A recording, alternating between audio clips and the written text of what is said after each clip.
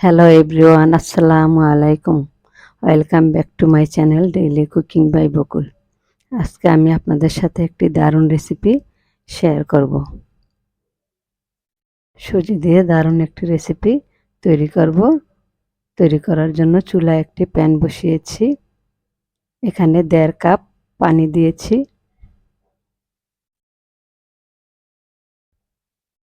স্বাদ মতো লবণ দিয়ে দিলাম। পানিটা ফুটে উঠলে 1 কাপ সুজি দিয়ে দিব।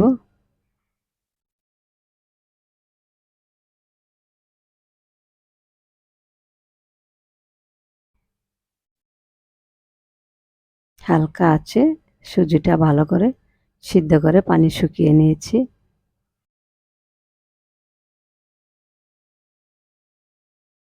প্লেটে সামান্য তেল লাগিয়ে সুজি নিয়ে নিব।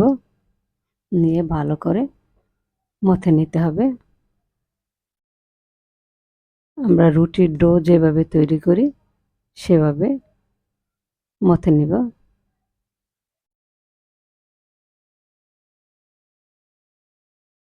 চুলায় আবারও একটি প্যান বসিয়েছি। সামান্য তেল দিয়ে দিলাম। সামান্য আস্ত জিরার ফোড়ন দিয়ে দিলাম। কিছু পেঁয়াজ কুচি অ্যাড করেছি। পেঁয়াজ হালকা ভেজে নেব। 1 চা চামচ চিলি পাউডার দিয়ে দিলাম। এখানে 2টা বড় আলু সিদ্ধ করে ছোট করে ভেঙে নিয়েছি। এখন দিয়ে দেব।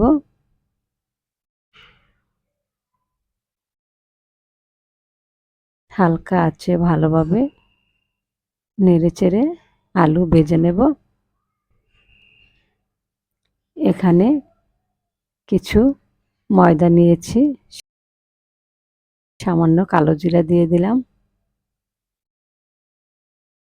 স্বাদ মতো লবণ দিয়েছি। এখন অ্যাড করব সামান্য তেল।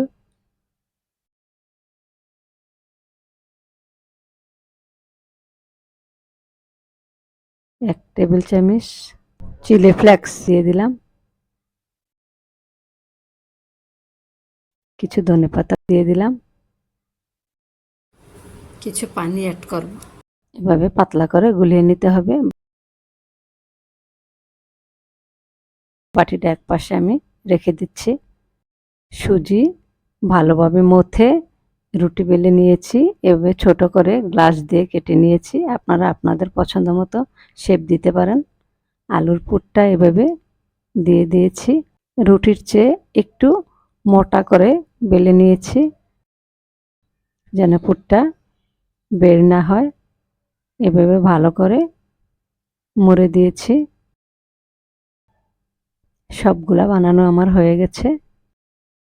চুলায় তেল গরম হতে দিয়েছি। ময়দা লাগিয়ে এভাবে তেলে দিয়ে দিলাম।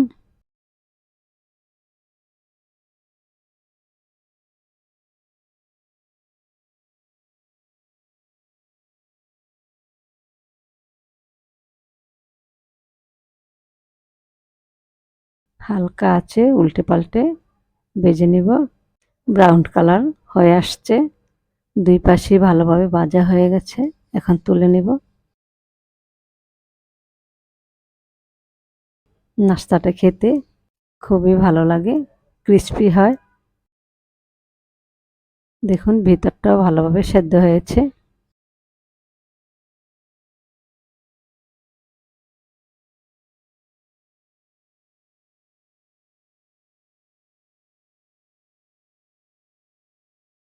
খেতে অনেক ক্রিস্পি।